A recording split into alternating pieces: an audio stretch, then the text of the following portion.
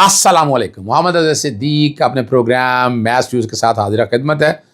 4 जून 2024 चीज़ें बहुत तेज़ी से आगे जा रही हैं।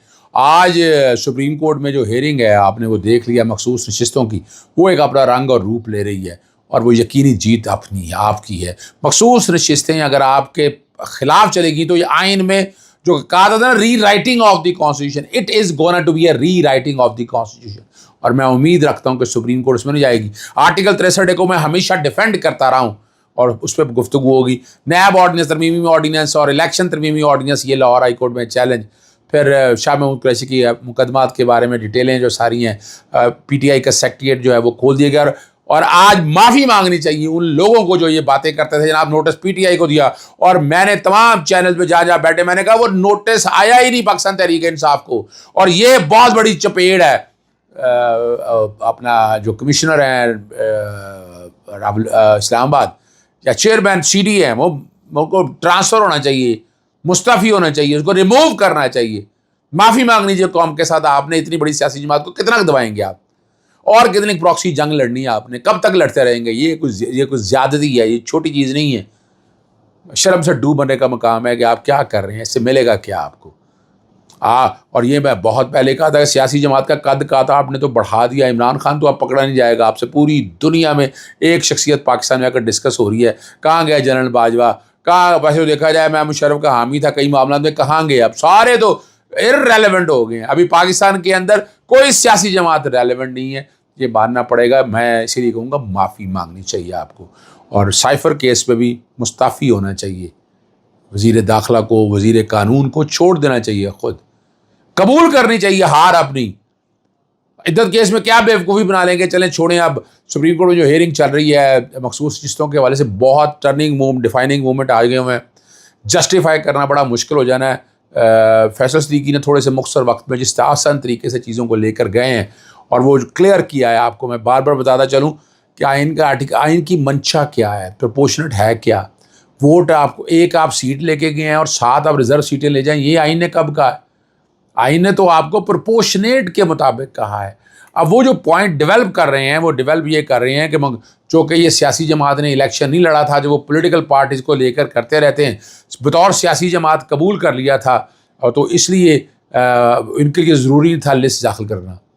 तो लिस्ट तो वैसे भी आ रही है, वो टेक्निकलिटीज़ है ना, वो लिस्ट तो आज भी ले लेते हैं। जो कि आपने झगड़ा रखा, पहले इंतखाबी निशान ले लिया, इंतखाबी निशान लेके पार्टी की एग्जिस्टेंस ख़त्म कर दी, फिर पार्टी को इलेक्शन लड़ने नहीं दिया गया, इलेक्शन लड़ने नहीं दिया गया, फिर सिंबल नहीं दिया गया। उसके बाद अपना याद होगा आपको, बल्लेबाज पार्टी में जाना शुरू किया तो इलेक्शन कमीशन का ऑर्डर आया था कि जनाब एक सियासी जमात से पहले इस्तीफ़ा दे फिर दूसरे में ज्वाइन करें। तो ये आप सारा कुछ देखते रहे रिकॉर्ड के ऊपर।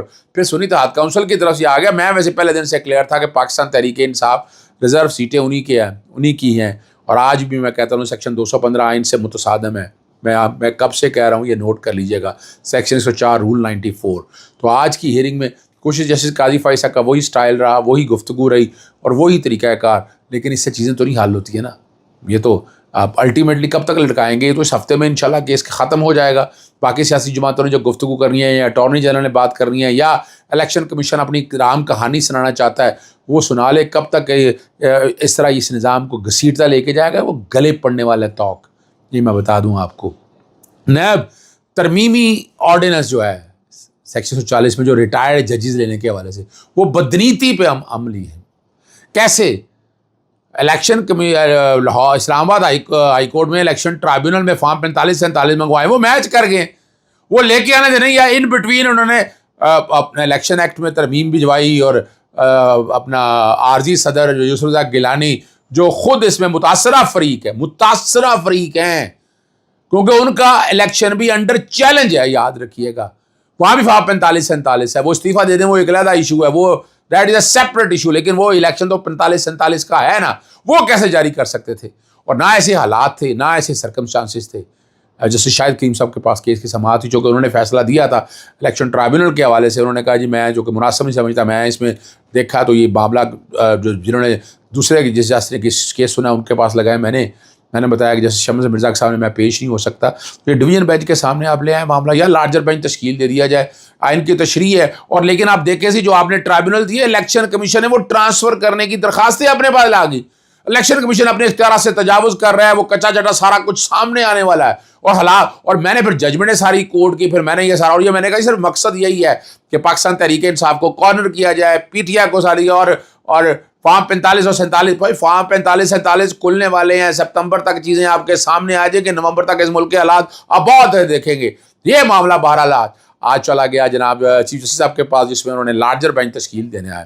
دوسرا معاملہ وہ بڑا ہمیں نیب آرڈیننس کے حوالے سے, وہ جیسے شجاعت علی خان, وہاں بھی وفاقی حکومت بندے ڈپٹی اٹارنی جنرل موجود تھا, ایڈیشنل ایڈوکیٹ جنرل موجود تھا. بڑی مزیدار بات ہے اس میں, 14 دن سے ریمانڈ 40 دن کر دیا. ایکٹ آف پارلیمنٹ سے آیا کہ 90 دن سے اس کو آپ نے 14 دن کیا, اور آپ نے ایک ایگزیکٹو آرڈر کے ذریعے اس کو بڑھا دیا کہ اب آپ جاتے ہیں پارلیمنٹ میں دوبارہ لے کر جاتے ہیں, یہ آرڈیننس کے ذریعے آپ ترمیم کیسے کر سکتے ہیں. اور اس پہ وہ اعتراض انہوں نے اٹھایا کہ سپریم کورٹ, میں نے کہا جی سپریم کورٹ میں میٹر یہ نہیں پینڈنگ ہے, اور اگر یہ کہہ رہے ہیں سپریم کورٹ میں پینڈنگ تھا تو پھر آرڈیننس کیوں دیا, یہ تو پھنس گیا. اب اس پہ انہوں نے کہا ہے کہ لے کے آئیں آپ سپریم کورٹ میں, جہاں یہ پتہ لگے کہ آرڈیننس وہاں پر موجود ہے سپریم کورٹ کے سامنے یہ معاملہ. اور میں نے عدالت کو بتایا کہ یہ پولیٹیکل انجینئرنگ کا کیس ہے. عمران خان صاحب سائفر میں بری ہو گئے ہیں, عدت میں بری ہو جانا ہے, تو انہیں اندر رکھنے کے لیے کیا ہے کہ نیب کا یہ کس طرح 40 دن اور ریمانڈ لے کے رکھے. اور یہ آپ نے دیکھا ایک کیس سے گرفتار کرنا, دوسرے میں ایم پی او آ جانا, نیب کی اینٹی کرپشن کی, آپ یہ کہانی ساری دیکھتے رہیں, اور یہ سارا کچھ ریکارڈ کے اوپر ہے. یعنی آپ اندازہ تو لگائے نا, یہ جو کچھ بھی ہو رہا ہے یہ زیادتی ہے اس سارے پروسیس کے اندر. پھر وہاں دوسرا میں نے بتایا کہ وہ جو آفیسر ہے بدنیتی پہ کیس کرتا ہے تو 5 سال سے اس کی سزا 2 سال کر دی ہے. یہ دونوں تو اگر دیکھیں تو دونوں بدنیتی پر مبنی ہیں, دونوں ایک دوسرے کے ساتھ انٹر لنک ہے. اور یہ صدر کیسے آ گیا, آرٹیکل 89 عدالت کے سامنے پڑھ کے بتایا, وہ بتاتا ہے کہ سرکمسٹانسز نیسیسیٹیٹ کرتے ہوں اور صدر کو سیٹسفائی ہونا ہے. مصطفیٰ امپیکس کا کیس بھی بتایا, آپ اس پہ ان کا یہ بہانہ تھا آپ کو کہ جو بھی کہیں کہ جناب یہ نہیں, یہ معاملہ جو ہے یہ سپریم کورٹ میں زیر التوا ہے ہی نہیں ہے. اور یہ اس میں ہدایات لے کے انہوں نے کہا کہ پیش ہوں اور کہ عدالت کو بتائیں. منیر احمد کی طرف سے یہ درخواست دائر کی تھی جسٹس شجاعت علی کے پاس, اور اس کیس کی سماعت جو ہے نا وہ پرسوں کے لیے ہو سکتا ہے. اور میں نے یہ بات واضح کر کے پارلیمنٹ کے ذریعے قانون ہو سکتی ہے, صدر زرداری کی غیر موجودگی میں بنایا گیا. اور اس کو اب دیکھیں, یہ معاملے بس عدالت کے سامنے رکھی ہے نا تاکہ آپ سمجھ آ جائیں. ایک بات میں اور آپ کے سامنے رکھتا چلوں, یہ بڑی ضروری ہے, یہ بات میں گفتگو ابھی میں کر دیتا ہوں. کیا عمران خان واقعی لاڑ لیں؟ کیا یہ بدنی پر بیمانے میں کچھ حقائق پنجاب حکومت اپنی حکومت کے باوجود خود پر ہونے والے قاتلانہ حملے میں کیس کی FIR درج نہیں ہو سکی, پھر بھی لاڈلا عمران خان کیسے آپ کہیں گے؟ عوامی مقبولیت کی وجہ سے پنجاب اور خیبر پختونخوا اسمبلیاں الیکشن نہ ہونے دیے گئے, آپ کے پھر بھی عمران لاڈلا ہے. فوجی حکومت اسٹیبلشمنٹ منہ سازش کے گرائی لیکن لاڈلا عمران خان ہے.